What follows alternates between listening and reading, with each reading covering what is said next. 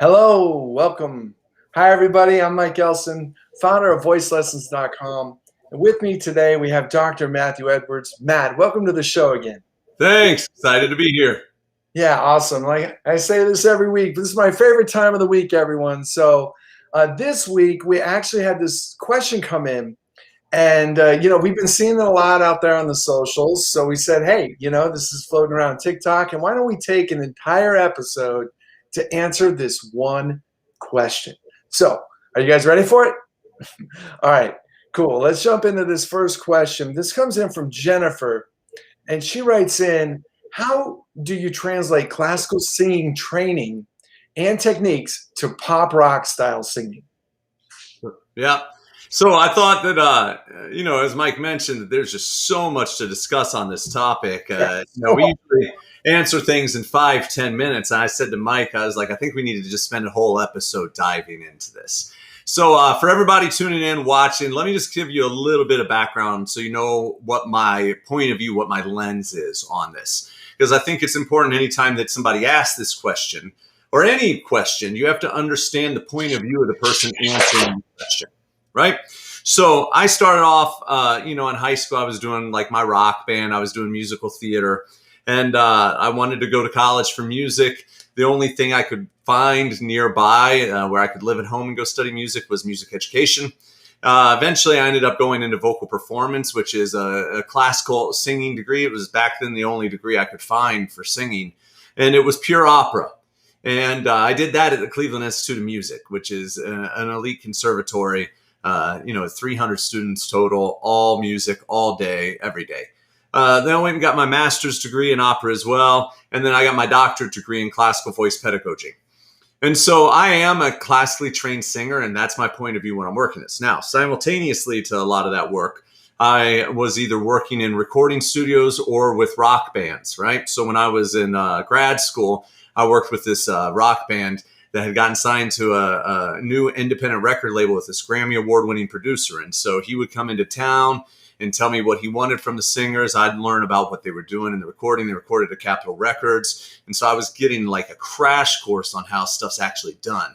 Then when I moved to upstate New York to sing with an opera company up there, I happened to move next door to a guy who owned a recording studio where he did a lot of R&B, a lot of blues, gospel, but also rock and roll and a lot of hip hop artists. And I started working for him and spent the next 3 years basically interning at this recording studio, learning things in the room, learning things, on the other side of the room as well about the business.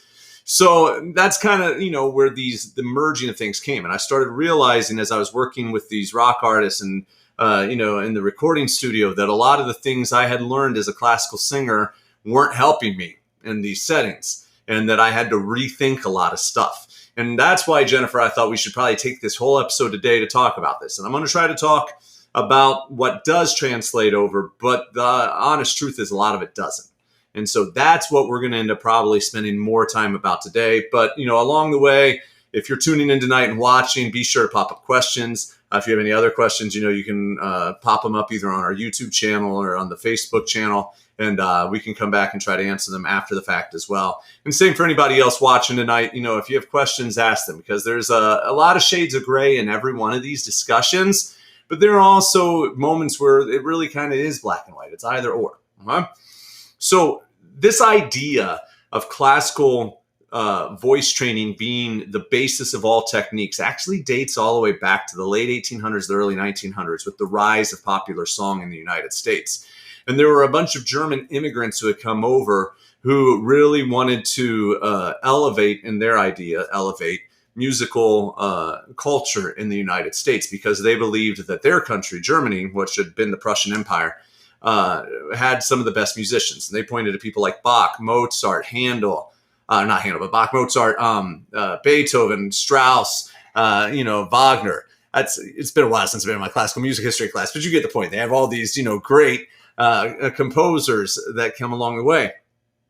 And so they wanted to bring that to the United States, and they worked really hard on finding wealthy aristocrats who would support this. And this is actually how we got the first donor-funded arts organizations in this country. We got the Astor Opera House, which was one of the first major opera houses in the country. There was one that was built before, but this was like the second big grand one. And it was paid for by donor money. And then you had the Chicago Symphony Orchestra, which was created by somebody named Theodore Thomas, who came in and said he would only do an orchestra if he could play whatever music he wanted, regardless whether the audience was sophisticated enough to appreciate it. And donors funded that to happen.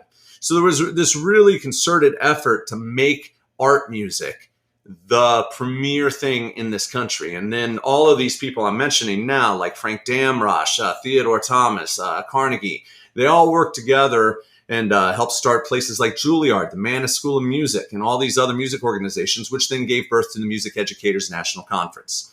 And so in the beginning of music ed, it was all based off of these European ideals. And so for decades, that's what they taught. They taught their European ideals of singing, which was based off of classical singing, as being the by far superior way of singing. And when they talked about indigenous cultures and Black Americans, they called them savages. And that says a lot, right? That's what they thought of people whose music wasn't coming from this European base. And so that got ingrained into music education from the earliest day. And it's kind of, lived through until we got more modern publishing, especially with the internet, where now we can come out and say, yeah, that's just not true. Okay? So now today we have still this just pure classical training.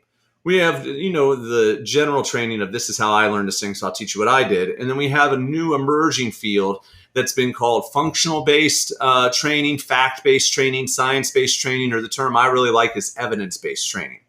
And in all of those fields, what teachers are doing is they're using research and science to debunk some of these old myths that have just been passed down through indoctrination to help us understand the truth about how the voice actually works. And so that's my point of view on all of this, looking at the research, looking at my own personal experience as an opera singer and performing, with several opera companies for many years and doing the historical research to understand how we even developed this mindset in the first place. And so what I said to Mike is I think the ideal way to approach this is to start going bit by bit. And so I think the first thing we have to start with is posture, right? I think that's what we put up first, right? Yes, posture. You're you translate classical singing training to techniques, the pop rock style singing for posture. So why don't we start there? So there's this idea of plumb line posture that is used in a lot of classical training techniques. And it's important for people to understand that that actually comes from a French military training manual of how to march with a rifle. Right. And I've got a lot of these articles. So if anybody's really interested in it, shoot me a message. But they had this idea of how you were supposed to march in the French military and hold your body. And the idea is that if we dropped a line from a ceiling, you would want your ears to line up over your shoulders over your hips over your knees over your ankles. And it would be this very upright, erect posture. And that became a thing for a while in classical training techniques. Now, along the way, we started to find other modes of managing what's essentially alignment or balance, right? Because posture assumes almost this rigid structure. Whereas if we think more about alignment or balance, that's just about trying to get things positioned to where we were naturally designed to be positioned. You see, we spend so much time sitting in soft, cushy chairs or sitting and typing on a computer or looking down at our phone. We've lost a lot of what we originally learned to balance our body. And the most honest balance that you'll ever see are in young toddlers who have learned to walk. Because the only way that they learned to walk was by allowing Mother Nature to help balance their body out so they could stay upright. So we had some pedagogues and people like Feldenkrais and Alexander who both created their different techniques or approaches to helping people find their alignment. And what they started to discover is usually people had an inaccurate body map, which meant, like, for instance, they didn't realize the spine is supposed to have curves in it. It's not a rigid line. And in fact, the lower thoracic vertebrae are supposed to be lined up in the middle of your torso. And if you try to push yourself up against a wall, like some classical teachers will do, or you push yourself into the ground and try to press your spine into the ground, you're actually defying the laws of nature the way that we were designed. And so Alexander and Feldenkrais started using that information. And even in the classical sense, posture started to change. So we have the traditional plumb line, rigid, and then we have the more science-based the Feldenkrais and the Alexander. And then what I really like is the practice of body mapping. William Canabo is a teacher at Ohio State University, came up with this for his instrumental students. I believe he was a cello teacher. And it's very science-based. And so there's not one rigid classical only idea of posture. And you're going to find me referring to that idea throughout tonight's talk. There are plenty of books that you can pick up if you don't believe me that there is no codified classical technique. First one you could start with is The Great Singers on Great Singing. This is by an operatic baritone, if I remember, baritone, Jerome Hines, who sang in the Metropolitan Opera for a very long time. He interviewed a bunch of famous singers like, I think it's got Domingo, Pavarotti, Joan Sutherland, like the greats. And he starts asking them about vocal technique, and you're going to find they don't all agree. There's another book called A Spectrum of Voices, where Elizabeth Blade Zeller went through and interviewed something like 30, 40 different teachers of classical voice. And as you flip through there, you're going to discover that they don't all agree. And if you pick up Richard Miller's book, National Schools of Singing, he went through and looked at the difference between like the Swedish school of classical singing, the Italian, the French, the German, and the English. And guess what? They don't agree. There's even a book called Bel Canto, which is by a researcher, his last name's Stark. And he went through and looked at all the old treatises. And guess what he says? There's no codified bel canto technique. It doesn't exist. And even Lamperti, who is one of the people that we say was one of the bel canto teachers, he even says it's not, this rigid set in stone thing. So there's no rigid set in stone classical technique. We can generalize, and generally you do want a posture that's upright and erect to keep your neck in alignment so that you can get warmth in your voice. Now, the issue is when you're going into pop rock styles, a lot of times you're playing an instrument. And that's going to immediately start to impact the way that you use your body. So we have to make adaptations for pop rock singers based off of those classical ideals in order to help them cope with playing the piano or playing guitar. Now, the body mapping approach works really well for that, because the body mapping approach is about figuring out how to rediscover your balance in your body and to let the correct muscles be engaged and the other ones not. If you try, though, to take that rigid, traditional plumb line posture, you're going to have problems adapting that. And you could end up working so hard to keep the plumb line running through your ears and your shoulders and your hips, your knees, and your ankles that you get stiff, lock your knees, and then you don't sing well at all because your whole body is way too rigid. So that's why we got to watch out for that, especially playing an instrument. The other thing is that, as I mentioned, when you get in that really tall, upright position, it does get your larynx in a nice neutral position and your vocal tract in its neutral position, and it will add depth. But sometimes bringing your neck forward a little bit on a pop rock style will add some edge to the voice that actually is kind of helpful, right? It gives you an acoustic boost of the upper frequencies just by shortening that vocal tract and narrowing it a little bit. And that's actually a good thing for a lot of pop rock styles. So we have to remember then that this idea of having your head balanced and your chin slightly down, that is this Germanic technique that gives the German vowels a lot of depth, that oh, to, you get that real deep sound. But that's not what we're going for if we're trying to sing a pop rock song. If we're trying to get a hey, yeah, we don't need hey, yeah, right? So if I get the chin tuck, that's going to get in the way. Now, again, there are shades of gray. There are plenty of classical teachers out there that would say this is wrong. I agree with them, right? And you will find some others who will tell people to do that.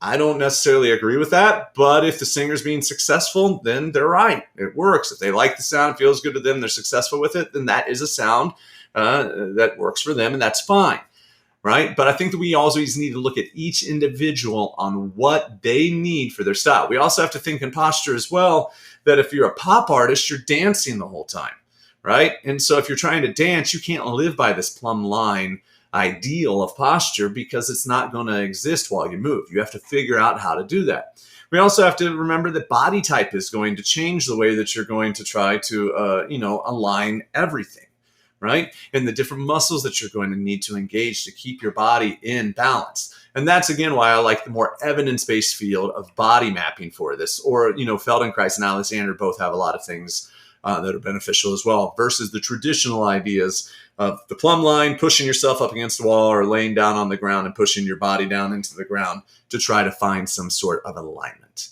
And this alignment also impacts things like breath, which I think is next, right? Yeah, that's right. That's right. So let me switch up the next ones for respiration. Great. So there's a really good book that I highly recommend to everyone. It's called Respiration in Singing, a primer for singers and singing teachers. It's by Thomas J. Hickson. Now, this is out of print, unless something's changed in the last maybe 6-8 months. It can be hard to find. And when you do find it, I've seen it as much as $110 online. I've also seen people pick it up for $75 or less. A lot of libraries, university libraries will have this, so that's worth checking for them as well. Thomas Hickson was a speech-language pathologist. He had his PhD, and he did his work, postdoctoral work in respiratory physiology and biomechanics at Harvard. So I kind of believe him. He did the work. He did the research. He goes through in this book and talks about all of the different things our respiratory system does and does not do when we're singing. Okay? He talks about things like the amount of air that you take into your lungs. That if you only breathe a small breath, you're not going to have as much acoustic power as if you take in a really big breath. That becomes important in this conversation about how do you translate classical over to pop rock. A lot of classical techniques really talk about filling up the breath. I had one teacher who always said you want to fill up the breath and then replenish it and then replenish it and replenish it so that you're always trying to keep your lungs as full as possible. Now, when you got to project your voice over an orchestra, a chorus, into a 1,500-seat opera house or 3,000-seat opera house here in the United States, you need that much air. That air is responsible for creating the power necessary to get your vocal folds, creating the harmonics and the acoustic energy necessary for your voice to be heard over an orchestra.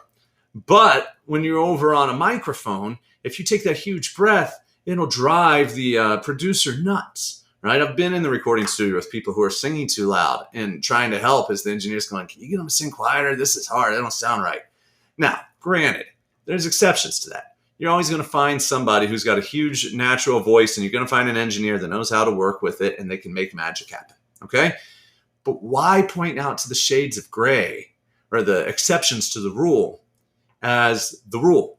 That's what happens when we say, oh, it worked for Whitney Houston, it worked for Aretha Franklin. She did it. She had classical training. Okay, so you found two people. I can point out to Ariana Grande, who's got functional training, and Selena Gomez, who's got functional training, Celine Dion, who's got functional training. And they're all doing really well without classical training, right? There's plenty of people out there who didn't go down that classical path. When you start working on getting those big expanded breaths, one of the things that can happen is it'll start to engage what's called tracheopole. And tracheopole is that your diaphragm is connected to your lungs, and your lungs are attached to your trachea. And when you get that deep, low breath that a lot of classical singers use, it pulls down on the diaphragm, which pulls down on your lungs, which pulls down on your trachea, which lowers your larynx. And when we lower our larynx, we get more depth to our sound. Now, that's great for operatic singing, where I want the warmth to blend in with the cellos, the violins, the bassoons, all the warm timbred instruments in the orchestra. But if I'm singing with a really bright electric guitar and I'm coming in with a warm timbre, the voice isn't going to match the instruments underneath. So that deep, low respiratory strategy is actually getting in the way of me achieving my goals. So in that instance, it's not helping. Now, it's important to go back to Richard Miller and his National Schools of Singing, where he goes through and he talks about some of these different ideas that, for instance, the Germans are really those ones who are talking about down and low, the deep belly breath, whereas the Italians, they talk more about appoggio. And appoggio is they talk about the noble posture, keeping the chest up, keeping the rib cage expanded, and maintaining that expansion. You want it to stay buoyant, not rigid, but then using your abdominal wall to contract as necessary. And then he says in there that the French say not to worry about it, just sing, which makes sense in French art song because it's not big, loud, bombastic like German opera or a lot of Italian opera. And then he says that in England, there's a lot of talk about breathing up into the upper back, especially in some of the choral settings. So again, it's not even universal in the classical world. So to say, well, how does that translate over? Well, it depends. I find that actually more of that French approach of don't think too much about it tends to work better for a pop rock singer. So in a pop rock singer, if they just take a breath that's the right size for the phrase that they're trying to sing, that usually is going to give them the output that they need. If I'm going to sing something light and breathy, I don't want to take a huge breath. If I do, it can make things actually problematic. So here's a big, huge breath. Hey, yeah, sound. That's because I took a huge breath and all that breath pressure is slamming up under my folds and they're trying to hold that back and it creates tension. Whereas if I blow out most of my air and then sing it, it's easy to sing in that breathy tone. Hey, I still got enough air to get through the phrase. And if I put it up close on the mic, hey, that's more than enough. It'll cut. All right, there's shades of gray in there. I can make it a little bit louder. I don't need to take as small of a breath, right? We have all those variations. But the point is that huge classical breath does actually get in the way of soft, breathy singing, right? Now, if you're belting, you have to mix up your approach for belting as well, right? Because when you belt, those vocal folds are more firmly closed together. Another one of my good friends, a brilliant researcher, author, is Lita Skeers. She wrote this book, Manual of Singing Voice Rehabilitation. Now, it's important to know that Lita is a trained opera singer as well. She now works at Duke Voice Care Center, and they're performing voice work. And she says in there herself, as a speech-language pathologist, that the big breathing strategies used for classical singing don't always translate well to the belting voice because of the firmer closed quotient, and it can actually end up causing problems. Right? If you're on your head voice or a lighter tone quality, or you're singing with an operatic tone that needs a lot of airflow, then getting that ha, sound, that sigh sound, you do need to move air. But if I'm going, hey, those vocal folds are too firmly closed together to move that much air. So what happens is when I contract my abs, I just push air up at firmly closed vocal folds. It blocks everything up, and it's actually counterproductive to achieving, the sound that I want. Instead, we want to go more towards that Italian appoggio idea where you maintain that rib cage expansion and just let the air out. And then if you need a boost, contract the abs, right? And here's the other thing that factors into all of this is body type.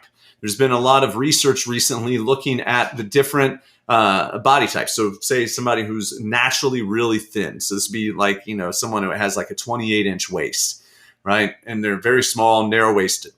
Well, what we find is that when they breathe without being given any, formal education on what to do, they breathe with a fair amount of lateral rib cage movement. We don't see a lot of abdominal expansion, which makes sense if they're already really thin.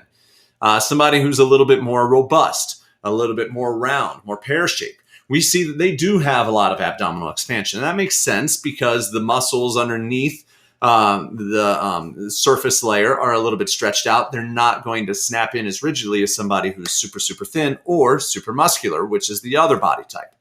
What we find is while the people who are more pear-shaped tend to breathe low and get abdominal contraction, the people who are super muscular have the most movement of vertical ribcage movement and lateral ribcage movement, which would make sense because if their abdominal wall is really firm, that connects between the pubic bone and the rib cage. It's going to hold everything down firmly, and it's going to be really hard to find that expansion.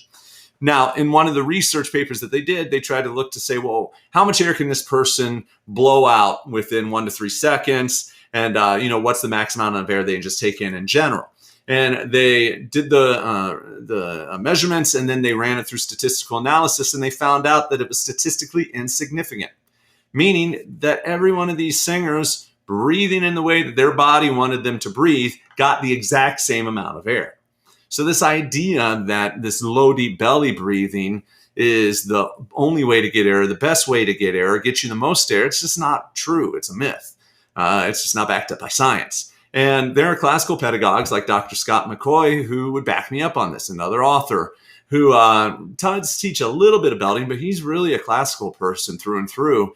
And he talks about this on the classical side even, that we need to look at body type and consider how that's going to impact what we're doing when we teach a singer.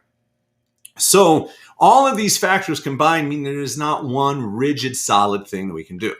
Now, what does translate over? I would say the closest thing is either, like I said, the French idea of like, don't worry about it too much, just breathe for what you have to say, or the appoggio idea from the Italian school where you get a nice rib cage expansion. You try to keep the rib cage from collapsing in, and then you allow the breath to kind of come up and contract your abdominal wall as necessary. That's a slight variation as the as necessary part, because opera singers are always trying to maintain a full projected sound, whereas pop singers aren't. So if you're not trying to maintain a projected sound, you don't necessarily need all of that abdominal contraction. So what should you do if you're a pop rock singer? Well, you want to learn how your respiratory system works. You want to start learning some of the facts, like the more air that you have, the louder you're probably going to be. The less air you have, the quieter you're going to end up being. You want to learn that your rib cage expands and you can maintain that expansion. Or if you let the muscles go and they start to collapse inward, they're going to accelerate the flow of air out through your lungs. And you want to learn about how abdominal contraction pulls your rib cage down towards your pubic bone and compresses what's called the viscera, all of your guts, like you can see back there on my friend Patty LeBone. You can see Patty's intestines there. The abdominal wall goes over top of those intestines and it compresses that, it's called the viscera, into the quadratus lumborum in the back, which creates a pump that then sends air up and out. And if you understand those, functional aspects of the respiratory system, you can then start to make the changes you need to sing any style.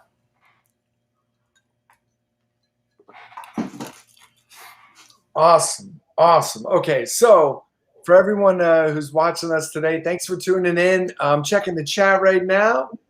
Okay, so if you do have questions as we're going, drop your questions in.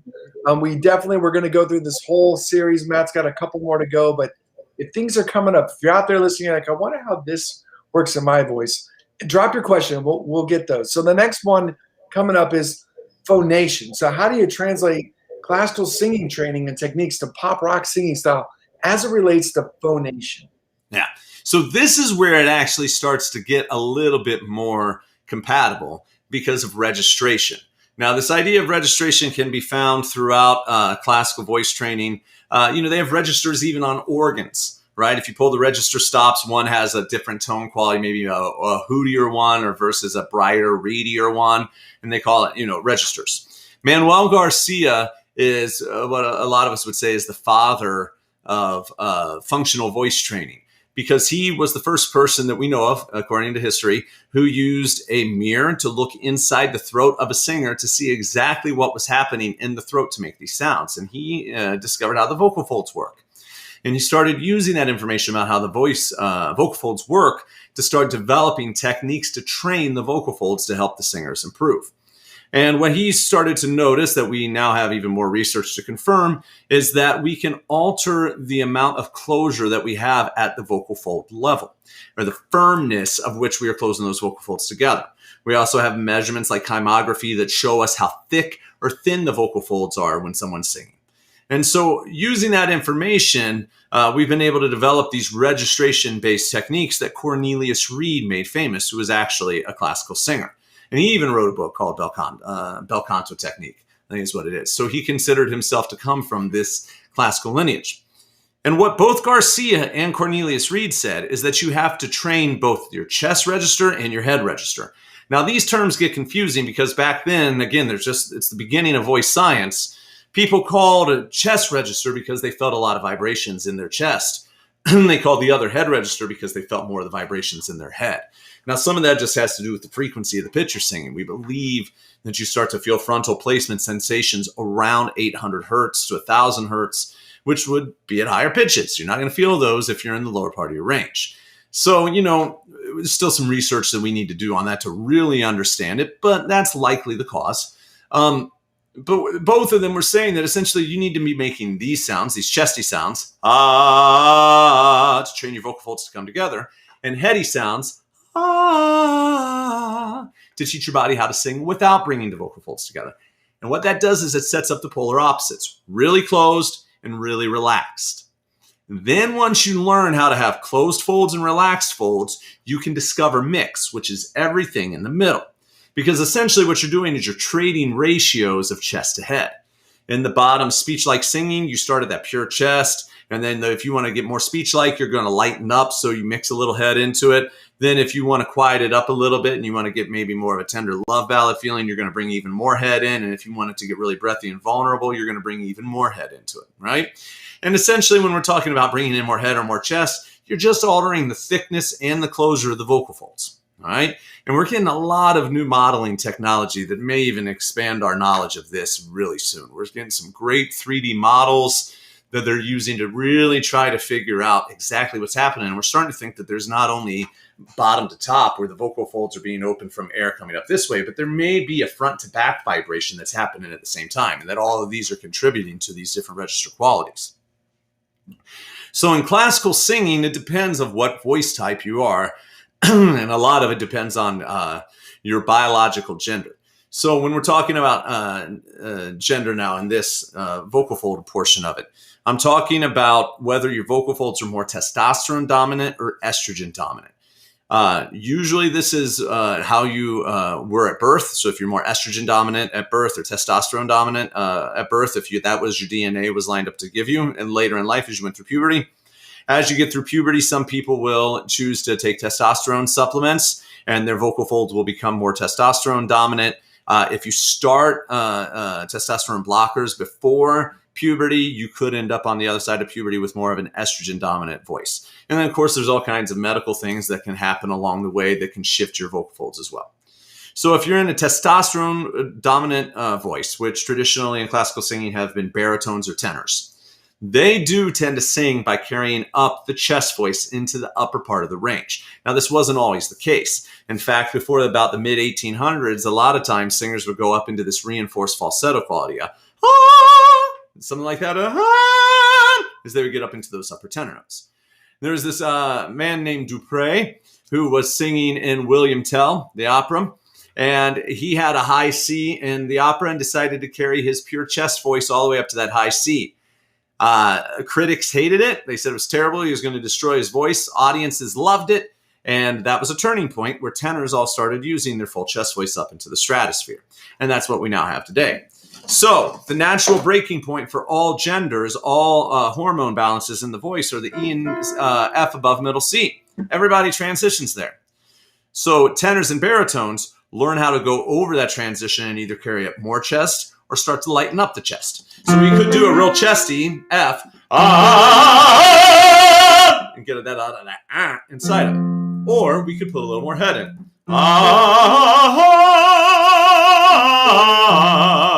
Change the vowel quality. Has more warmth to it instead of that just pure where we get that real chesty sound.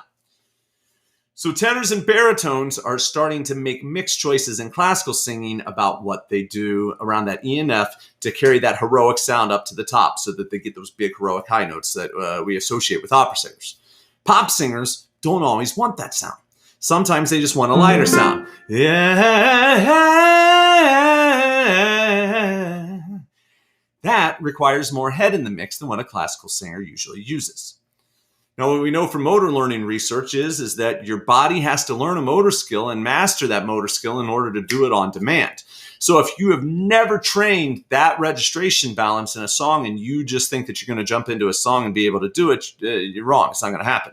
And that's one of the problems when somebody trains only classically and then tries to jump over into singing pop styles that need this lighter mix, tenors and baritones.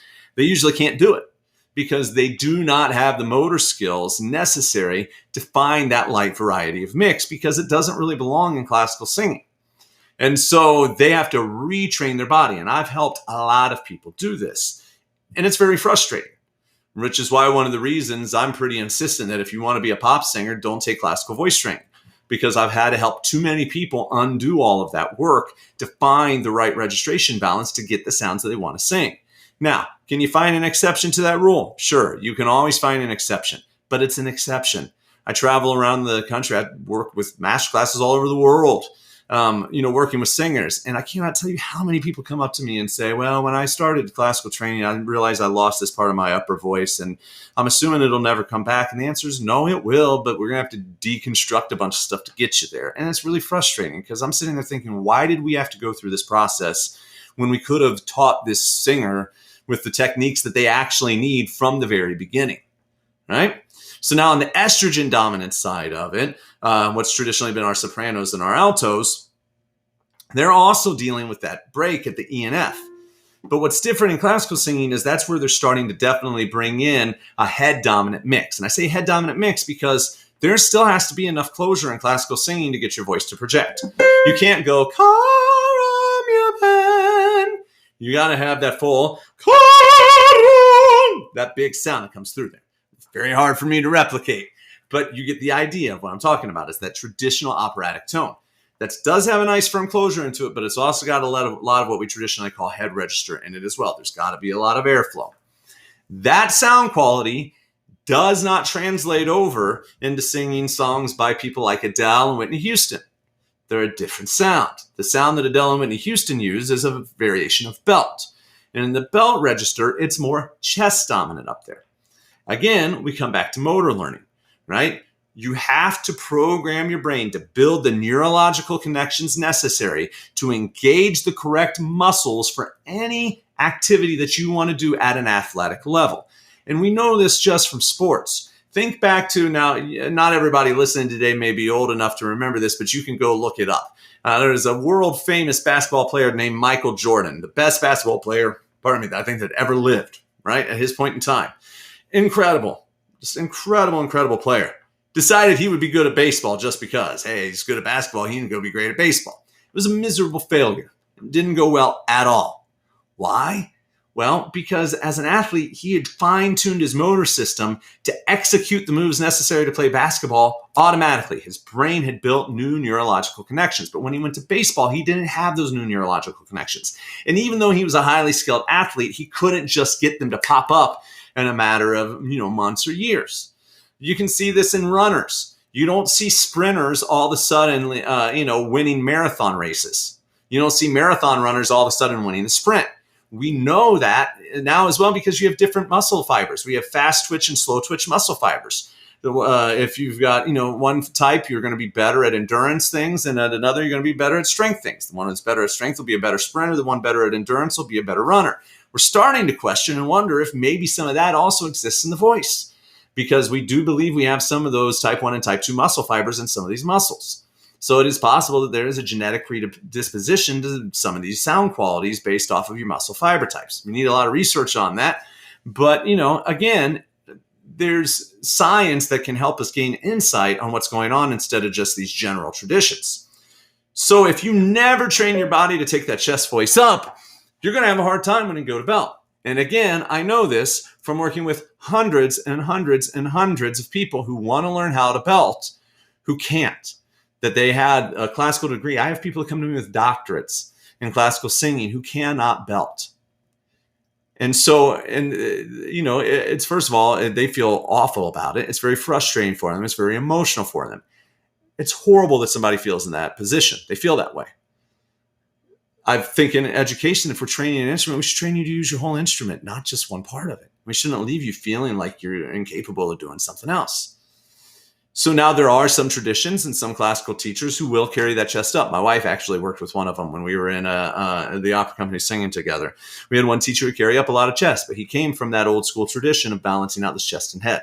And he always told her, if you don't get that chest register strong going up above the break, you're never going to have the power you need to sing the arias you want. And guess what? It paid off, right? There's a lot of people I went to school with who were singing at the Met, singing at other big opera houses who were doing the same kind of training. But there's a lot of other teachers out there who believe the chest voice is just bad all the time and they only train head down. And their singers have these breathy voices. And then the singer's like, well, it's all about bringing the head down.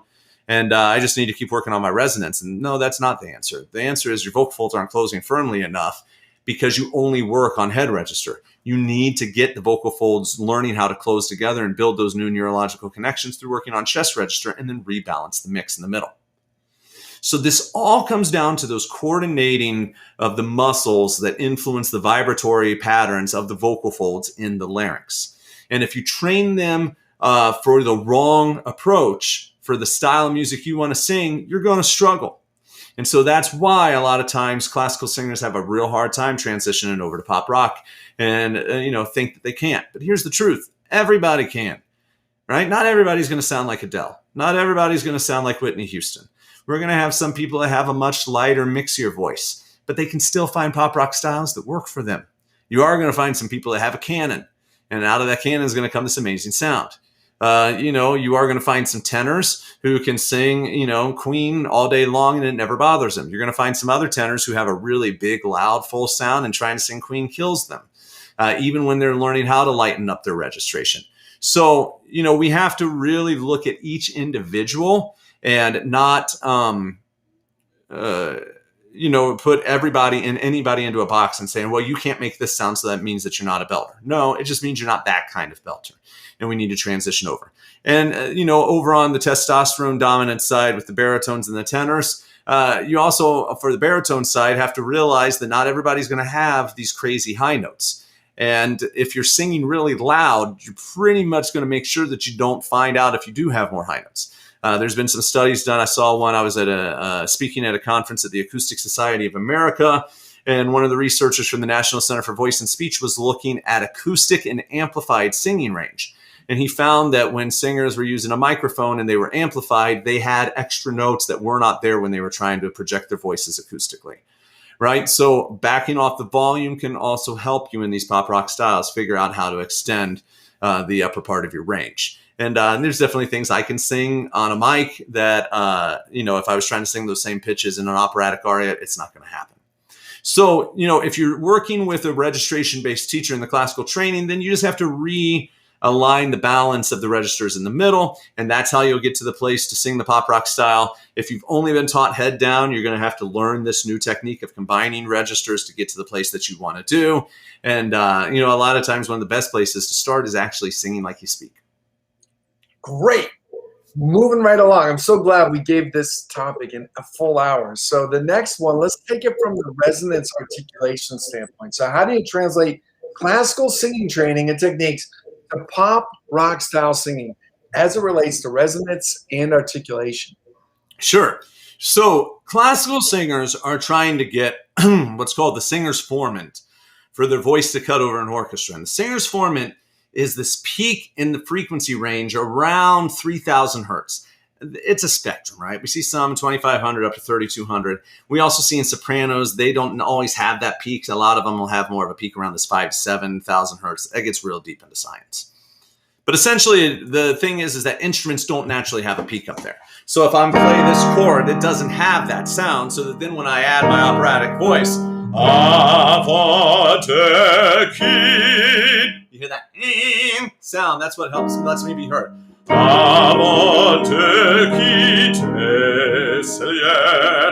It carries that sound. That sound has to be made by getting my vocal tract into a very specific alignment. All right. So that's why classical singers spend a lot of time of trying to unify their vowels. You'll hear singers doing just an ah vowel and trying to get that ring the whole time.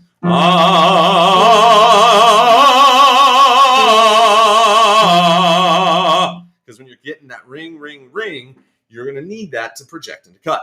Then they'll do things like trying to figure out, well, how do I take that ring from the ah and make it work on an O as well? So,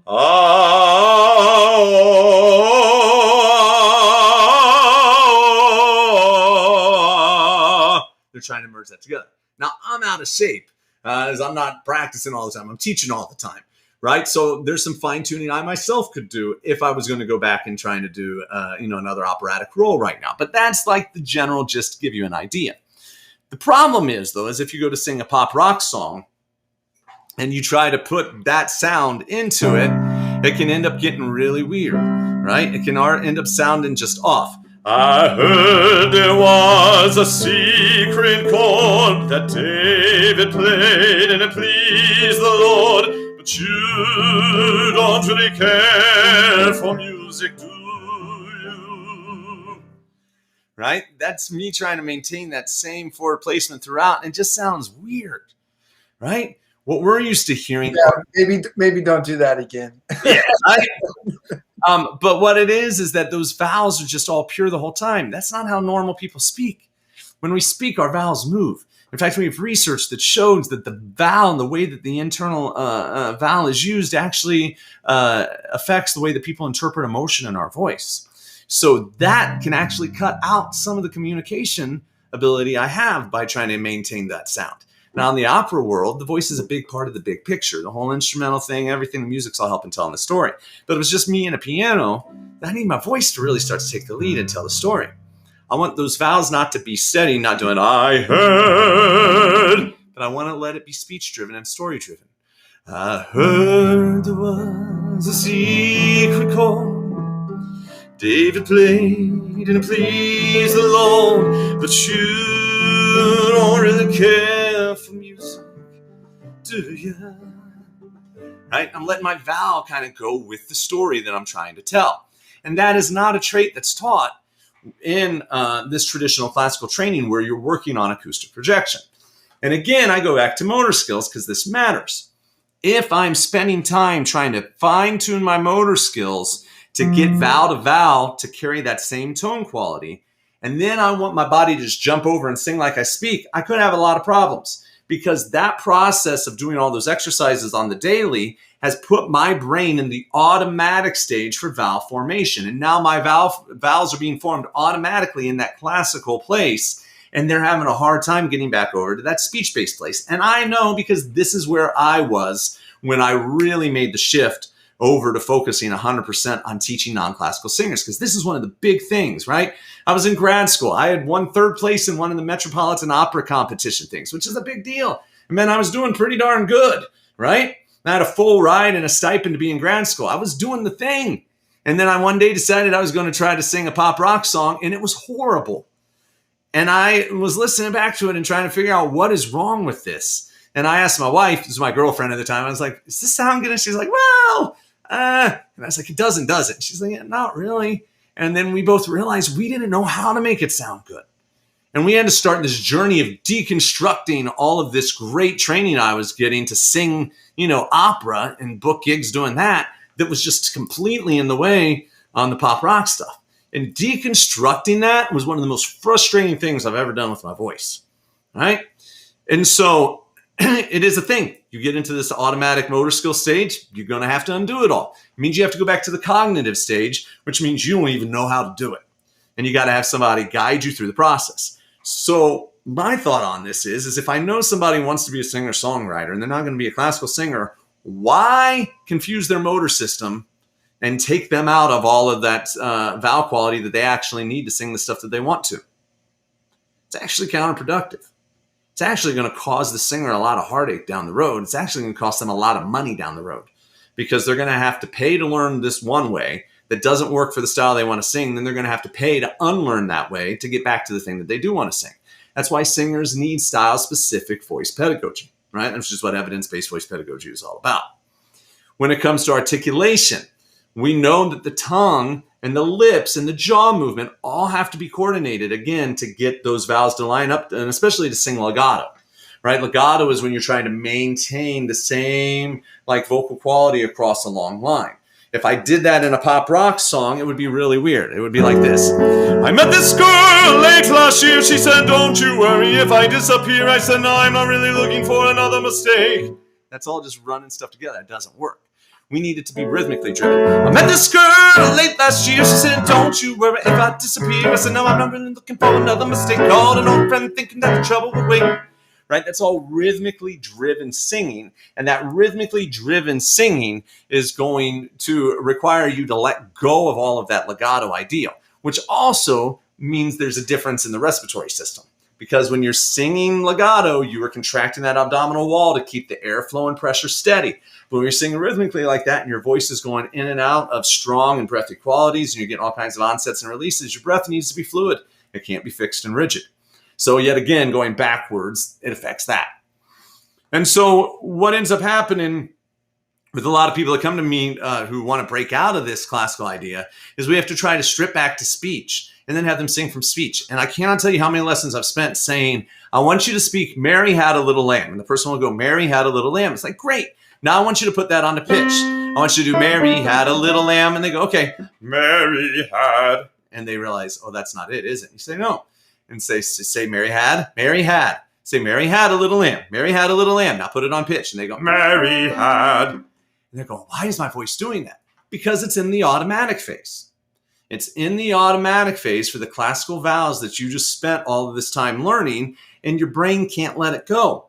So then I end up having to really deconstruct everything they do and spend several weeks breaking them down to get to that point where they can eventually get that speech-like quality. And it's heartbreaking. It's heartbreaking to have somebody who that's what they wanted to do in the first place come to me and say, well, I can't do that, when that's the most natural production of voice there possibly is singing like you speak. That's what indigenous cultures do all over the world. It's how we were meant to sing. So, that kind of fine-tuning work can get in the way. Now, if you're trying to sing musical theater, yeah, this fine-tuning work can work. But I got to say as well, I've got 11 years experience now helping prepare graduating seniors from our musical theater program to audition for agents and casting directors. And so I get to work with agents and casting directors on a regular basis. And this year I didn't find one that liked that through classical sound. They didn't. In fact, a couple of the people who tried to bring that sound into the room said, "That's too classical, just make a speech like." Even on songs that are from the traditional classical influenced musical theater styles. So even in that world, it's changing. I don't know that I'm on board with blowing that out of the water yet, because I think there's still enough people who are going to want that kind of a traditional acoustic sound that it's worthwhile for singers to learn how to make it if they're going to major in music theater, if that's their career goal. But I also think that if there's a singer who just can't make that sound, it's okay. I've got a couple that don't. I've got one who cannot make a classical sound to save his life. It's not anywhere close. He's got, this really unique voice, doesn't like singing classical music theater, doesn't have a single classical musical theater song in his book. He's got 16 agents interested in signing him right now. So it clearly hasn't gotten in his way. So, it's a different world, even in music theater right now. It's a different world that doesn't require some of these same acoustic projected sounds. So when you're trying to translate over from there, if you came from an Italian, now one of the things that Richard Miller says in his National Schools of Singing is that the Italians do have that come si canta, come si parla, which means you are going to sing as you are going to speak.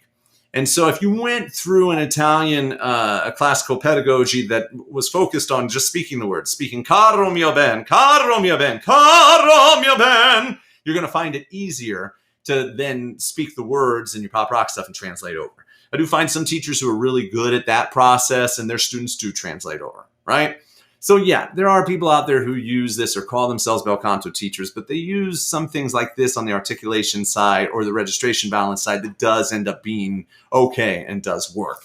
But again, from working with thousands of singers in master classes all over the world, I'd say that percentage is 5% or less, right? Because my master classes, I'm often brought into teachers' organizations where teachers want to learn more as well about what the differences are. And I have teachers that come up to sing and they go, "Oh, I had no idea it was that different." And then singers who are going, "Oh, wow, it is that different, isn't it?" And we make that. And again, as I say all these things too, I want everybody who's watching to realize this isn't just me. I've got about 150, 200 voice pedagogy books. They're written by people like Marcy Rosenberg and Wendy LeBourne. They're both speech language pathologists. Wendy's at Cincinnati, University of Cincinnati. Marcy's at the University of Michigan Medical Center.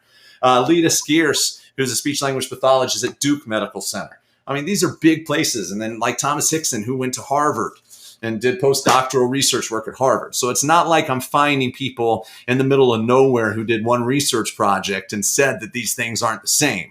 I'm going to people who have dedicated their life to doing this research at our country's finest medical institutions and who are bringing this research into the community. And the problem is this information has so far only been to a handful of teachers, a couple hundred, that are really dedicated to this evidence-based voice pedagogy. And part of, when I met Mike and found out that he was into it as well, that's where we started talking about bringing this evidence-based functional voice training information to singers all over the world so that singers aren't in the dark, so that singers can find the training that's right for them. Great. Awesome. I'm going to leave you with the last. So you're on the last one then. Here you go. This is your style. Okay.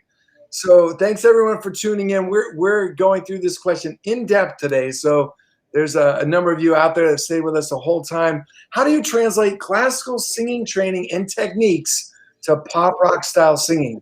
And this is specifically the style aspect. So the stylisms and the different traits that we typically hear with those genres. Yeah. Well, the problem is it doesn't translate very well. What you find in classical is you're always looking for clean onsets and clean releases, which means that when I sing the aria, I want it to be spot on. Caro mio ben, credimi almen. It's just clean. In pop rock styles, though, if I heard there was a secret chord that David played, and it pleased the Lord. That's all too clean, too abrupt. It doesn't work. Usually in pop rock styles, we're going to have some scooping. I heard there was a secret chord. But if I put that into Caro mio ben, it's going to sound terrible. Caro mio ben. Right? That's not what that style is meant to do. So again, you train your motor system to be exact in classical, yet over in pop rock, exact doesn't usually work. Not only do we want scoops, we want fries sometimes. I heard there was a secret chord David played and it pleased, right? So again, it's not a sound from classical singing. Sometimes we want really aspirate onsets and releases where we let the air flow. I heard there was a secret chord. Again, not valuable in classical singing. There's all kinds of other variations of onsets and releases, including things like growls, that sound that comes in a lot of rock styles that you just don't ever learn in classical based singing because it doesn't apply. In classical singing, we have rhythm in the vocal line, but that rhythm is there to help convey the words, but you still need a long legato line. All right, so if I'm singing like one of the more upbeat, up-tempo rhythmic arias, Der Vogelfänger bin ich ja stets wusste Kaiser hopsasa. You can hear that there's obviously rhythm choices in there, but I'm not accentuating the rhythm. I'm not doing this. Der Vogelfänger bin ich ja stets wusste Kaiser hopsasa. Doesn't fit. But yet, if I take that more fluid place over into a pop song, I met this girl late last year. She said, don't you worry if I disappear. It doesn't work. I need it to be in that more rhythmically driven thing. I met this girl late last year. She said, don't you worry if I disappear. I said, no, I'm everything. Right? That rhythmic use, again, is not something that we train in pop rock style. So it doesn't necessarily translate over so well. And then, again, part of the style in classical singing, well, in all singing styles, is actually blending your voice to mix in with the instrumentation underneath. And since in an orchestra, we have a lot of string instruments and woodwind instruments playing these long, flowy lines, the voice is usually doing these long, flowy lines that play off of what's underneath in the instrument. And then they're sustaining the vowels out to make sure that their voice carries. And then that ends up having vibrato added to it, which becomes part of this signature style of classical singing. But on the pop rock side, vibrato is not always a desired trait, to the point they actually have software that they use in a recording studio called Melodyne that'll get rid of the vibrato in a singer's voice. You can go over to mixonline.com and you can pull up articles about engineers talking about how they do that. I have one in my files about taking a Paul McCartney album and going and getting rid of all the vibrato to make it sound like he was when he was younger. If you go listen to Pumped Up Kicks, there's a live version of it at one of the NPR Tiny Desk concerts. You can listen to his vibrato on there, and it's pretty significant. And then when you go over to the recording, you're going to hear that the vibrato is reduced quite a bit. Melodyne can take care of that. So, if the vibrato is already there in a pop rock singer, you want to be careful not to stifle it so much that you lock the person's voice up. But if the voice is more straight tone and you spend a lot of time trying to develop vibrato for this classical style, you're actually messing things up. You're adding a stylistic tool in vibrato that doesn't belong in the pop rock styles. And then when you really go in and work in a studio, you're going to have somebody trying to get you to not sing that way. And then if you can't, they're going to have to use software to undo it, and it's going to cost you more money.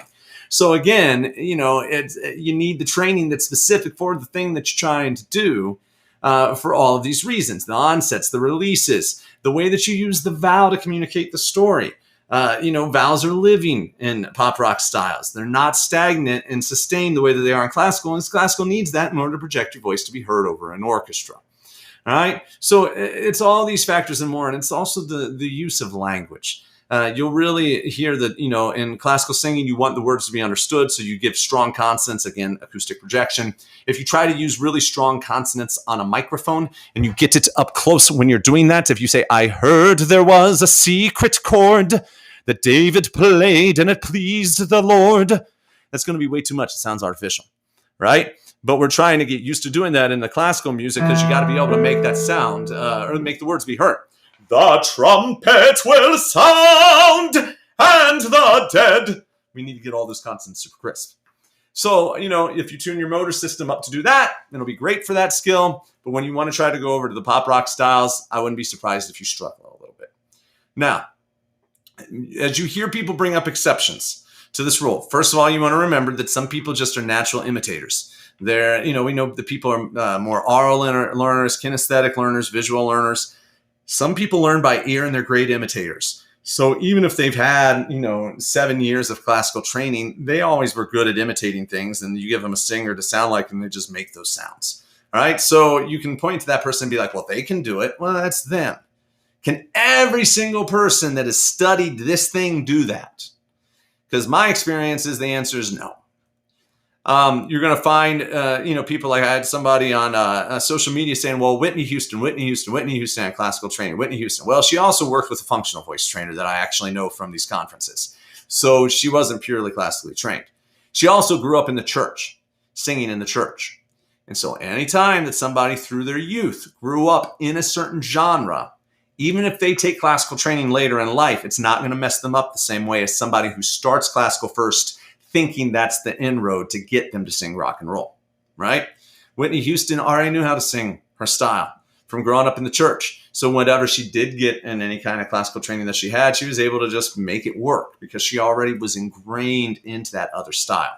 So you got to keep that in mind as well when you hear these the stories that contradict all the stuff that I was saying today. And the last thing, what I want to leave you with is there's actually a group called the American Academy of Teachers of Singing. You can look them up online. They have a website, and on their website, they have position papers. And you can look up the position paper that the AATS supports contemporary commercial music voice pedagogy. And in that article, they back up every single thing I've just said today. And this is a group that's you get in through a unanimous vote. There's 40 voice teachers in this group. There's people that sing at the Metropolitan Opera, people that teach at Juilliard, your top classical conservatories. They signed off on this letter saying that was published by the Journal of Singing, Nat's Journal of Singing, that says that, yeah, these styles are different and they need their own technical approaches. They need to be treated differently. And it's not practical to think that somebody's just going to translate those skills over from classical to pop rock styles. The National Association of Teachers of Singing is on board with that. So they've published an entire book series called the So You Want to Sing series. I actually have the second book in the series. It's So You Want to Sing Rock and Roll, where I talk about a lot of the stuff that I'm telling you about in this video. And so, they've published 40 books total, I think is what it is. And most of them are about these differences across the board for all these different styles of singing. There's a group called the Pan American Vocology Association that's coming up with a certification to give voice teachers recognition as recognized vocologists. That exam has questions specific to commercial music voice pedagogy. I know because I wrote them. And I know that other people have edited in and added onto them because it needs to be done by a panel to be valid. But I was the first draft of that. And they came to me because they know that it's different and they know that they need to have questions to validate if people understand that they're different. The New York Singing Teachers Association has a complete professional development series full of stuff about commercial vocal styles as well, right? And then there's the Voice Foundation Annual Symposium, Care of the Professional Voice. I go to it every June. I'm going to be going to it here in just about a week. And at this symposium, it's laryngologists, the people who do surgery on voices and diagnose vocal faults, speech language pathologists, and voice teachers. And they are fully in support of the idea that different styles need different technical approaches. And these are the doctors who see the injuries on the other side. So, this isn't just my opinion. This is a widely held belief in the professional voice community. The problem is we're a couple hundred strong, maybe 300-400 people, and there's about 30,000 voice teachers out there. And so, we are the small minority, but the minority that has all of the professional organizations on our side supporting that this is the future. And voicelessons.com and Mike just happen to be on the cutting edge of the future, of being in support of all of this as well. And so, there's, lots of good teachers out there. If you're a teacher and you're hearing all of this and you're having a hard time wrapping your brain around accepting this, it's okay, because I was in the same spot too. At one point in time, I thought classical was the root of all good singing because that's what I was indoctrinated to believe. And, indoctrination happens when you're not given an option to debate it. Because of the Cleveland Institute of Music, there really wasn't an option to debate anything. You did what you were asked, and you answered the questions the way you're supposed to.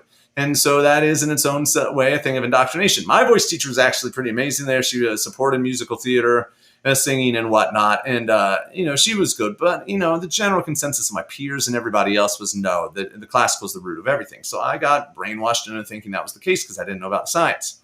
Well, knowing about science back in 1990s was actually pretty tough because the internet was still new. I mean, my wife and I used to chat on dial-up internet. So, you know, you were getting up on AOL, and if you wanted to search voice science research, you weren't going to find much. If I went to my library and my librarian didn't believe in any of this and didn't bring in those books, I wasn't going to learn about it. So most of us who went through the education system, you know, in the 90s, 2000s or earlier, we didn't have any exposure to this because it wasn't available. But now this generation does, especially the generation since 2010. Is starting to get online and they're starting to look up answers. How do I teach someone to belt? And they find all kinds of people talking about that it's safe, you know, to do this. And that's why we're seeing an explosion in this style of approach. So, you know, if this is new and challenging for you, I get it. But, you know, please give it a chance. Look into it because it's actually really fun, really fascinating. And watching your students just accelerate and achieve things that you never thought possible, it's going to blow your mind. Because when I was doing this work at first, I was thinking, how do I get students, you know, to really work professionally? And how do I get them to start getting callbacks? And why are they not getting it? Now, my students are always working and they're always getting callbacks. And it's because I've learned how to help them with what they need. And so, you know, there's nothing more rewarding than finding out one of your students has 16 agents and now he needs your help to figure out which one to pick. Hey, that's a great problem that I'm loving having. Great problem. Great problem. Yeah, so I just checked the chat. You guys, where's your questions? Okay, so save your question then for next week because we're out of time for today. That's a little bit over an hour. But what a great discussion about the differences between classical singing training and pop rock training. So again, Matt went through posture, respiration, phonation, resonance, articulation, and style, and the differences between classical and pop rock. So hopefully that was helpful for you guys out there. Leave us any of your questions, your comments on the video. But we're going to wrap up for today and have a wonderful week. Thanks for tuning in. Yeah, good night. See you guys. Good night.